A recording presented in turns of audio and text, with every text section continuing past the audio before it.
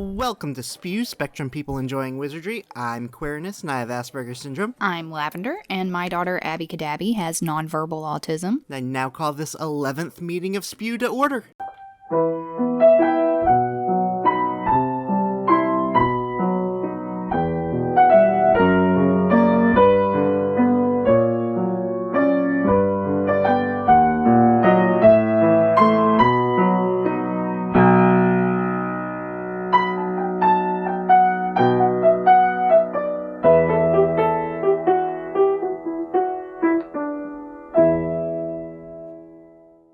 Hello, Lavender. Hello, Queerness. How has your month been this month? A little hectic, but all is well. It's been a normal-ish month. I've had a couple bad days, but everything's been good. I learned how to solve a Rubik's Cube. Oh, I thought you knew that already. No, I could solve like half of it. And so then I had to look up how to solve the rest of it, and it took me 3 days, and now I can do it, and now it's boring. Well, that's definitely an accomplishment, because I can't even do half of it. I don't think I've tried to solve a Rubik's Cube since I was a wee kid. I heard the word Wii, and I assumed Nintendo product, and I couldn't get beyond that. Nope. We are a PS4 family, thank you. That's boring. Did you say that's boring? Yes. No, it's not. Probably be a PS5 family next year, too, so... Yes, that's what I mean by boring. We don't like too much physical activity. Physical activity? No. You buy a Switch and then you just, lounge around wherever you currently are. A Switch is on our wish list, don't worry. Don't we have some new business, Queerness? We do. We have a new website. Dun da da da. It is spewpod.uk. Queerness has worked very hard on this. You can send it to your friends and they can listen to episodes. They can subscribe to whatever platforms they subscribe on. They can send us owl mail directly from the form. It Looks very nice. Got fancy HTML5 animations. Go check out the website, guys. Get involved. Important dates coming up this November. November 16th, anniversary of the release of the first film. November 24th is the anniversary of the first task of the Triwizard Tournament in 1994. Mm-hmm. Couple birth dates. November 3rd is Sirius Black. November 22nd is Professor Kettleburn. He was the Care for Magical Creatures teacher before Hagrid. I think that's who he was. I had to look it up and then I forgot again. November 29th is Bill Weasley's birthday. Did you know his name was William Arthur Weasley? I did, actually. I can't get a trivia question right, but I did know this. Because I feel like at one point, Molly was getting on to him for something and got his full name out. I feel like that's why I know it, at least. Yeah, I don't remember that. It's been so long since I've read the books. We need to read the books again. You do need to read the books. Don't think there were any deaths in the month of November. Not a lot happens in November. I know. School stuff. Yeah. You have stuff happening before school, you have school, and then you have end of school when everyone dies.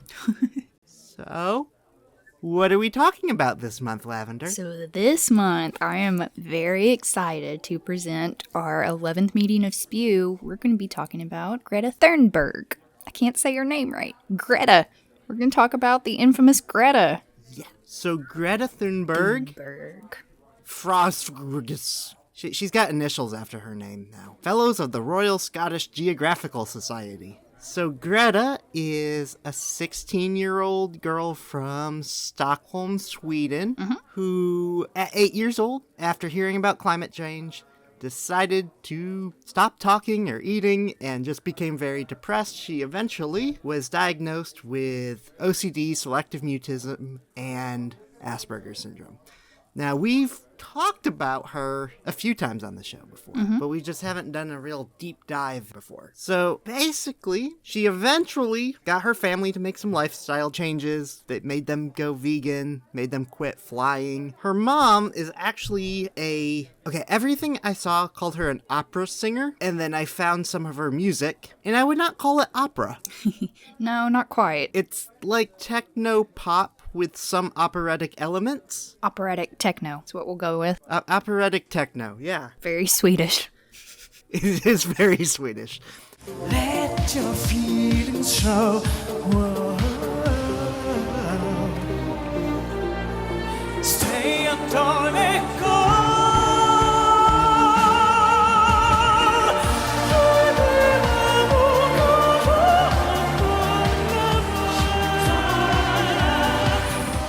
She gained popularity on Eurovision in 2009. She gave up international travel at her daughter's request. And in August of 2018, she published a book about all of these changes and everything. Now, the book was actually published just 4 days after Greta's infamous sitting outside of Parliament by herself. Her strike. Her first strike. Yeah, there's definitely some organization going on here and planning beyond just her doing her own thing. But also I should mention that this book is the first time Greta's Asperger's was referred to as a superpower, and it's now kind of become her catchphrase, was this book. Not in an interview. So Greta has formed this school strike for climate, which is around the world known as Fridays for Future, Youth for Climate, Youth Strike for Climate. She had won a climate change essay in May and began trying to recruit people for a school strike. No one was interested. And in August, after some wildfires and heat waves were causing problems in Sweden, she decided to protest alone. In August 20th, she decided that she was not going to go to school until after the general election on September 9th. So she instead sat in front of Parliament with a sign that read, "School Strike for Climate." AKA School Strike for Climate. Swedish and German are basically just like English with really angry accents. In some ways. After the election, her parents basically made her go back to school, and so she only striked on Fridays. She plans on striking every Friday until Parliament aligns with the Paris Agreement, which is a climate change agreement that a whole bunch of countries agreed to have certain deadlines that they reach certain CO2 output levels. In October, she began making public speeches, and by November, there were strikes happening in cities all around the world. One interesting thing I came across, this is one of those news articles that get brought up like very, very recently as if it was something that just happened and it happened like a year ago. So in December, the Church of Sweden tweeted, "Announcement, Jesus of Nazareth now has appointed one of his successors, Greta Thunberg." Ooh, goodness. This, needless to say, did not go over very well. A couple days later, they posted, "Dear Twitter, if we have hurt someone, we apologize. It has never been our meaning. Our meaning has been to talk about Jesus Christ in our own way. Now we leave the arena. Thank you for your commitment. God bless you, Ward Pastor." And the account has remained dormant ever since, so they have left Twitter after that. Probably the smartest thing they could do. Now, during all of these strikes, she has actually continued to keep up on her homework, but now there have been global strikes that she has either organized or inspired.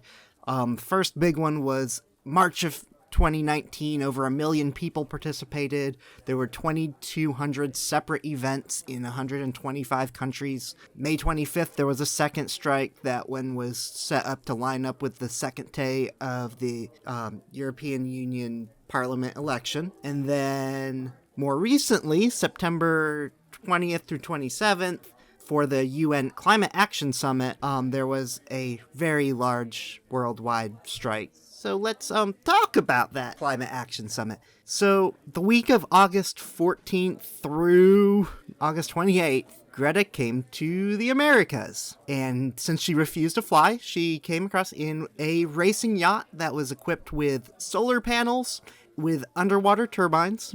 It did have a diesel backup engine that they didn't have to use, but that's just smart. Yeah, that's smart. I feel like that should, just as a backup in case of an emergency. On September 23rd was the UN Climate Action Summit. She and 15 other children from around the world announced an official complaint against 5 countries that were not on track for the Paris Agreement: Argentina, Brazil, France, Germany, and Turkey. And these complaints challenged that these countries are violating the rights of children. This is like a very specific part of the agreement that they were able to make a complaint. It doesn't really mean much. Those countries have to like respond, but they don't have to do anything, but it's a thing.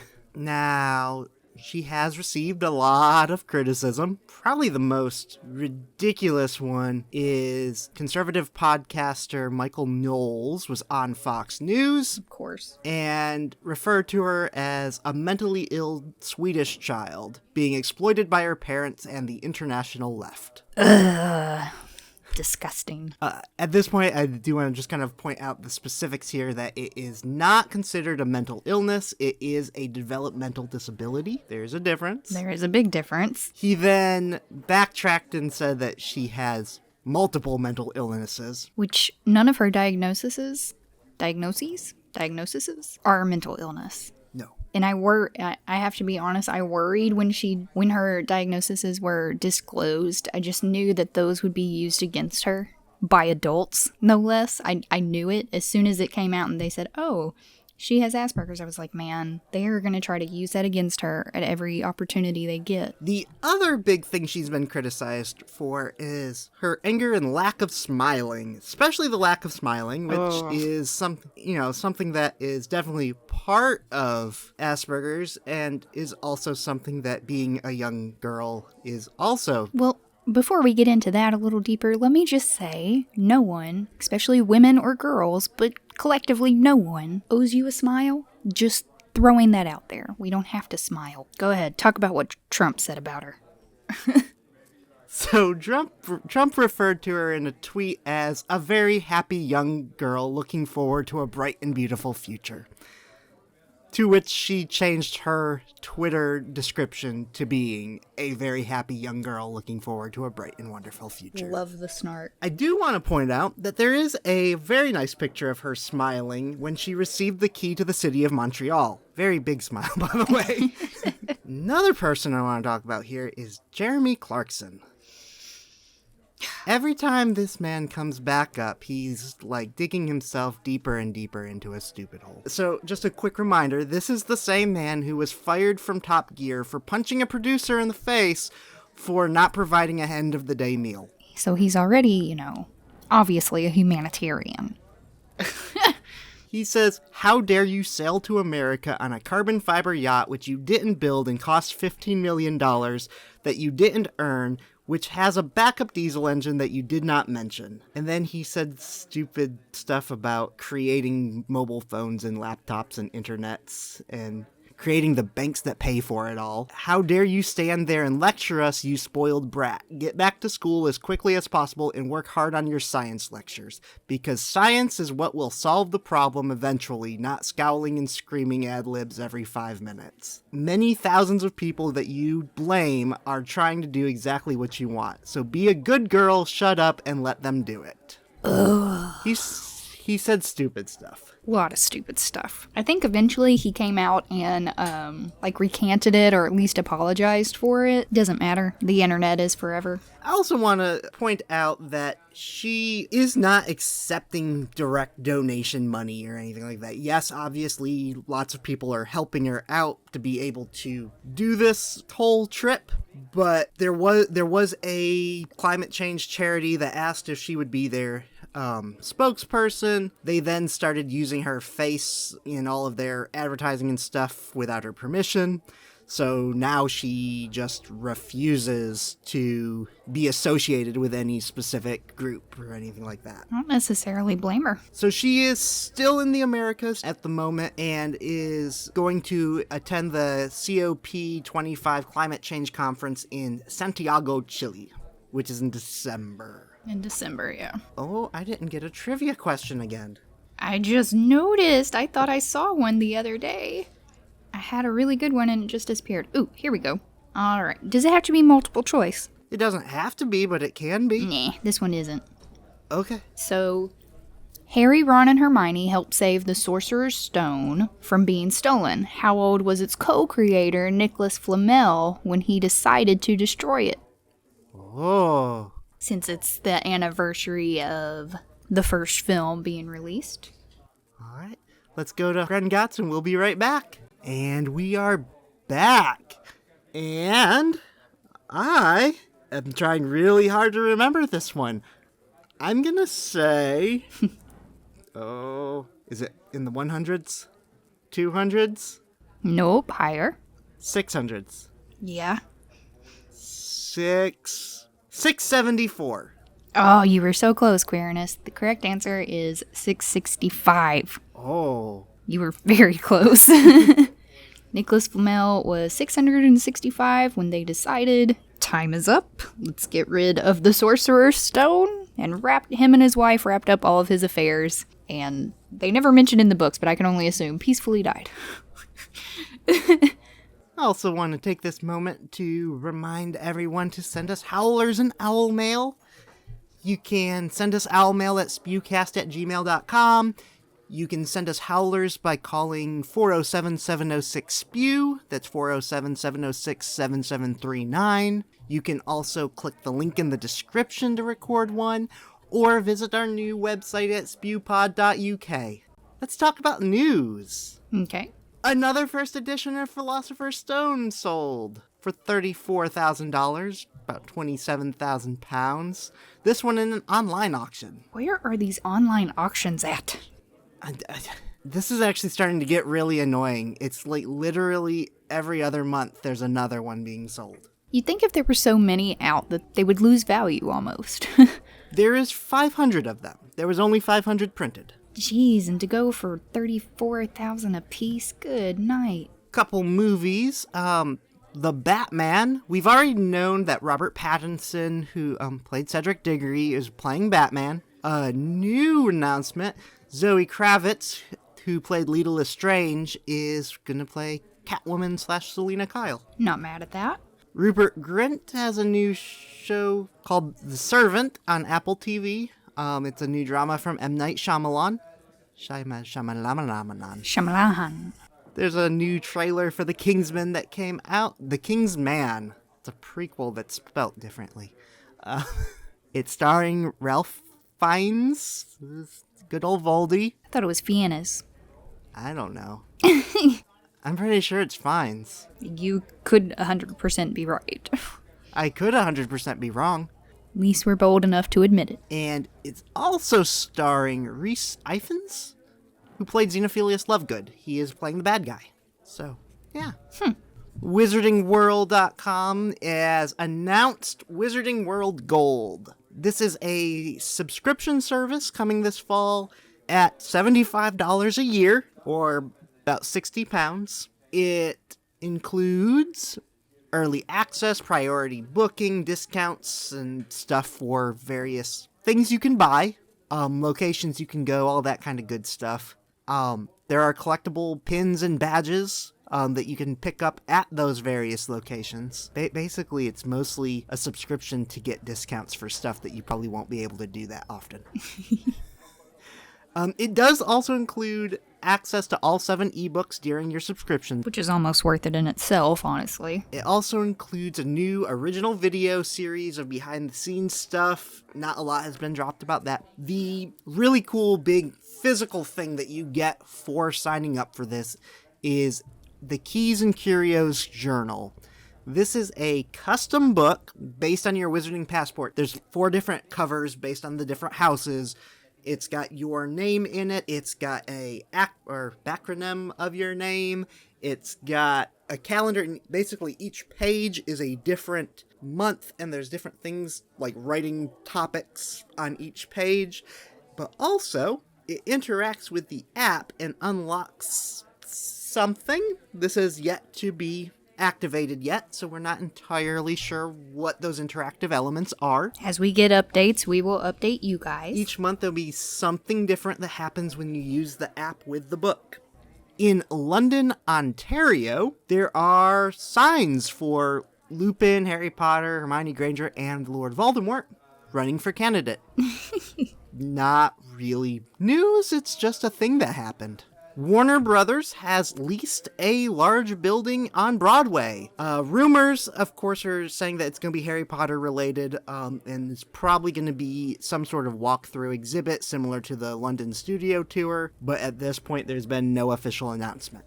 Also, Wizarding World on Instagram revealed a fact that I am not sure if this was well known or not. Very few people knew about it if it was true, but every time a Horcrux is destroyed, Voldemort's robes actually fade slightly. What? I had noticed in that final scene where they're outside the castle and there's the whole swarm of Death Eaters behind him, his robes look very faded and green in that scene, which I always thought was weird, but I never picked up on the connection that it actually faded over the course of the film. Yeah, I wouldn't have picked that up because, I mean, most of those scenes, I mean, let's be honest, they were kind of dark. And I don't mean, like, content-wise. I mean, they were just shot in a very dark setting. I wouldn't have noticed that. To celebrate the release of the illustrated edition of Goblet of Fire, a dark mark was projected on various buildings around Australia. Why the dark mark? I don't know.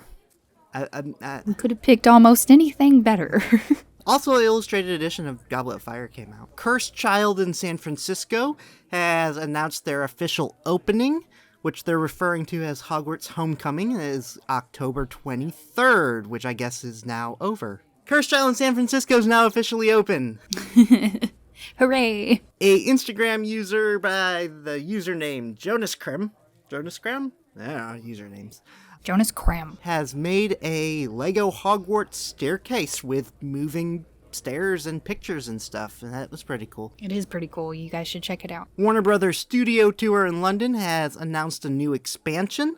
This one is a STEM education program, so it will be used mainly for school field trips. And they'll have programs on the art of Foley, movie mathematics about how they scaled Hagrid for the movies. There will also be eventually classes on costume characterization and script-to-screen classes as well. Very cool. Pottery Barn has a new line of Harry Potter stuff. There's pillows and tablecloths and cups and plates and stuff. Hagrid's Magical Creature Motorbike Adventure had yet another setback. So on September 24th, it was shut down due to finding a beehive near the track. Honeybees are classified as endangered in Florida, and so they had to carefully move the hive, and the ride was reopened the next day.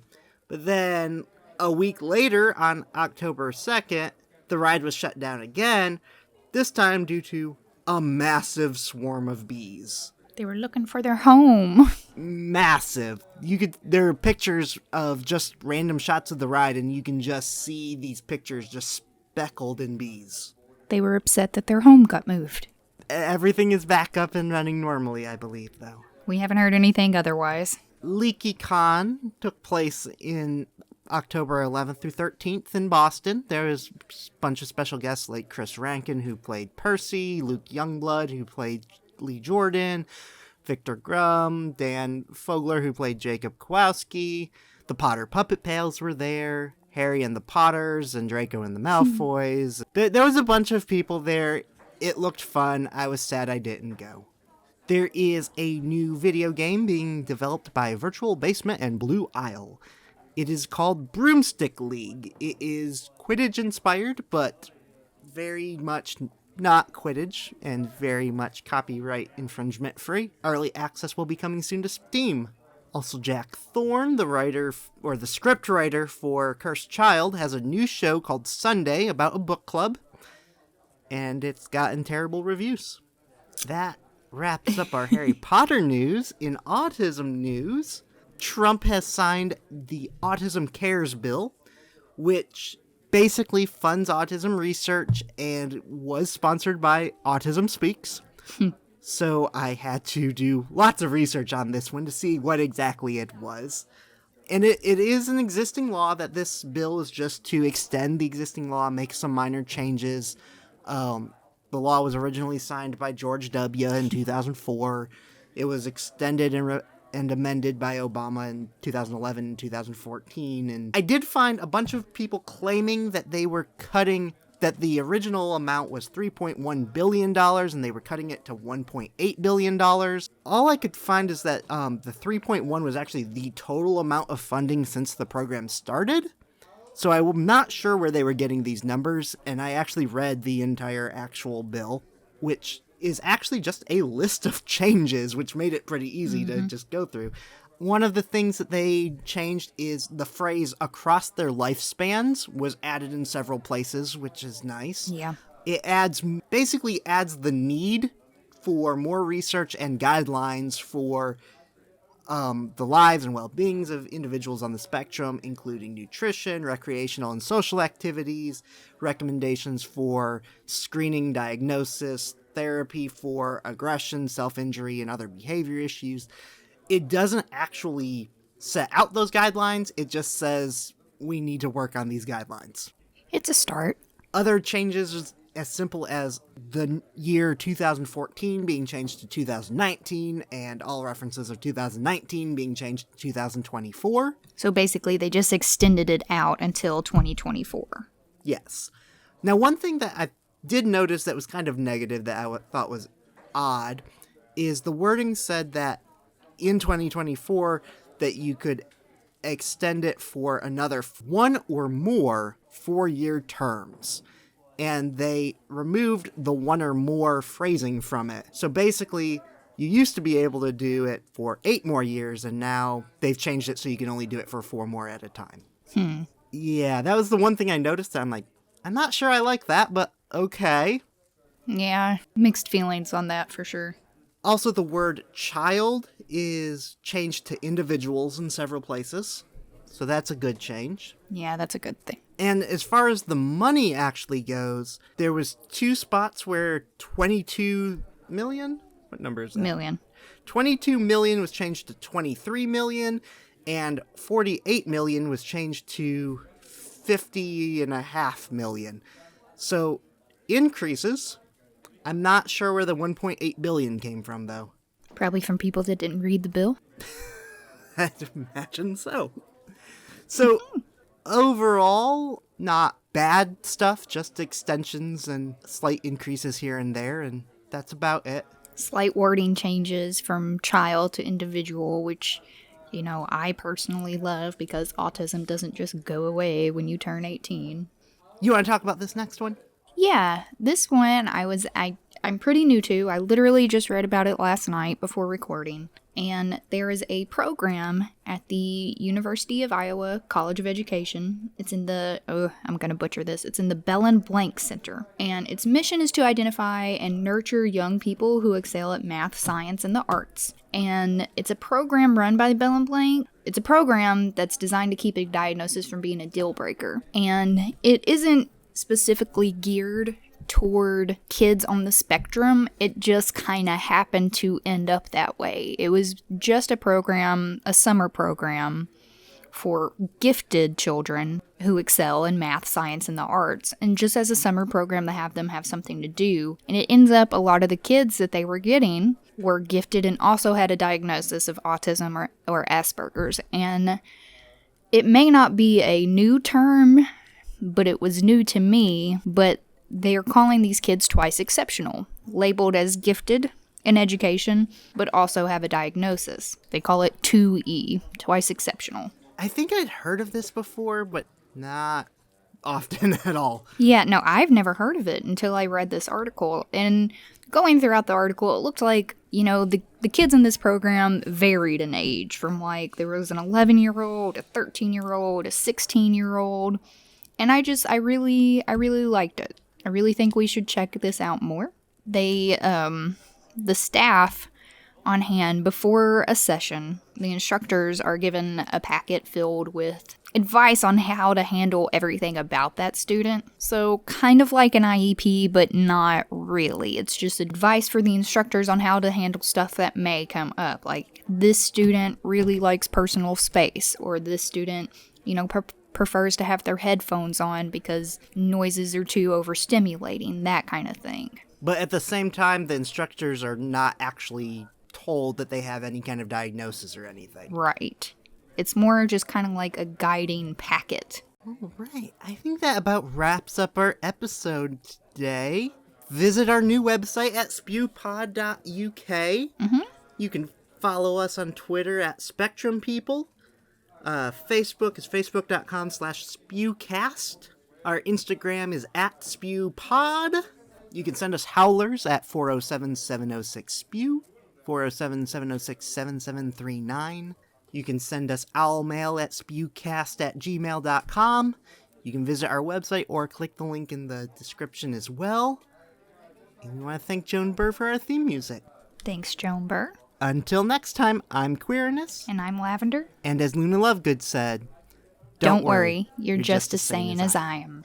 Bye.